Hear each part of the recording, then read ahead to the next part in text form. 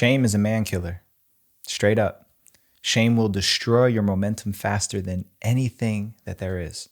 Shame is nothing more than a purgatory. It's a place that you go to hang out and prevent yourself from taking action towards a real solution.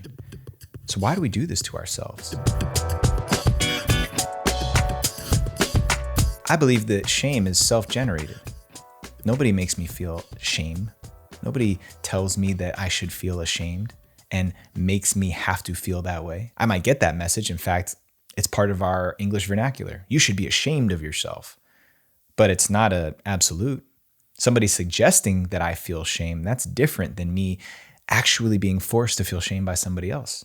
Any feeling is self-generated. It comes from within. It's influenced by the external stimuli, but I have the ability to interpret and filter out what comes in and what goes out. So if I'm experiencing shame, it's a choice on some level. So why would I do that? Why would I let myself feel shame about something and willow and wither into the dark recesses of that shame spiral? The answer is because it's easier to do that sometimes. Sometimes it's easier for me to let myself feel shame for something that I did, for a way in which I feel like I did somebody wrong, for a time in which I think I was out of honor. But when I compare the experience of shame and going deep into that shame dungeon, putting myself there, swinging the cage closed and locking the door, I'm choosing to sit in it, as though sitting in the shame is actually doing something to improve my condition or the condition of the people around me who were affected by whatever I did. What is the actual function of shame? Like I said before, it's a purgatory. It's a place where I can go and I can hide out. I can feel bad and beat myself over the back and maybe even gather some pity from outside, some sympathy from other people who see the senselessness of shame.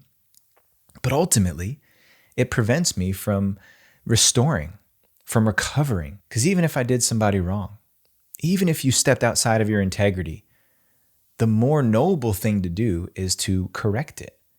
Take restorative action. Apology, ask for forgiveness.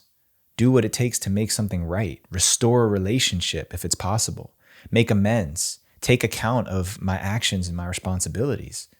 All of that requires action. It requires the discomfort of facing off with what I did, what I said, what I was, what I thought, airing it out. And a lot of times that's way more uncomfortable than spiraling down into this shame cellar. So that's why we do it. The problem is it's so demoralizing and so demotivating to go into that shame dungeon. And that shame spiral is one where I start to feel really bad about myself. It's also a place where I unconsciously start to take on this victim persona, where yes, I'm saying I did something bad. I was a bad boy, but I'm also putting myself in this place where I can feel bad and start to have some sympathy for myself, some pity. When really, the experience of shame is something that is preventing me from growth. Shame is a pit stop on the way to growth and solutions.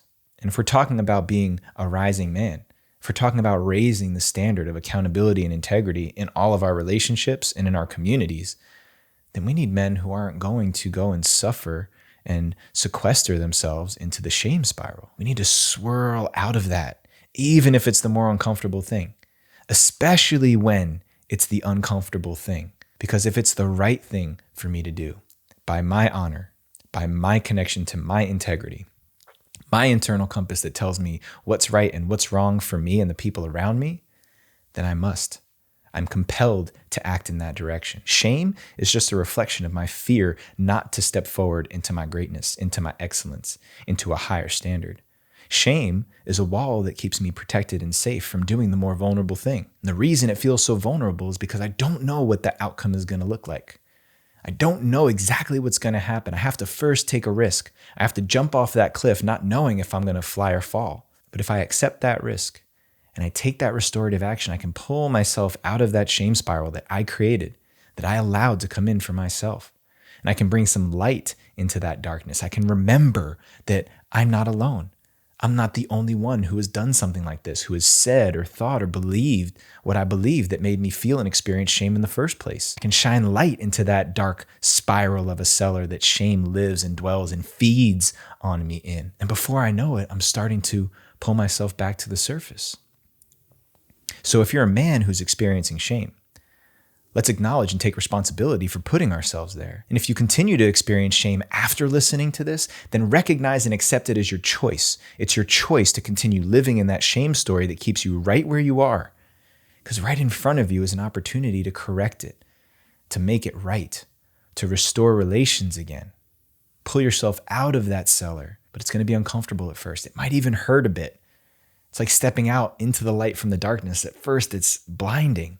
It's kind of hard to step into a new possibility, but at the end of the day, when this is a question of honor and integrity, how do you want to live your life? You want to live it in a dark cellar? Or do you want to expose your wounds and your shortcomings to the light and create possibility for connection instead of further isolating yourself in your shame? It's a big one to think about. It's also an important one to talk about. So right after you listen to this episode, make sure you go to risingman.org/brotherhood. You can register for our free Spark level of our brotherhood community, get access to our online community, our weekly community calls where we discuss every single one of these MMM episodes. So go ahead and register right now so you can jump on for our next Wednesday podcast review where we're going to discuss this episode. And I look forward to seeing you there. And make sure you share this with another man who also needs to hear this message. Peace out, fam.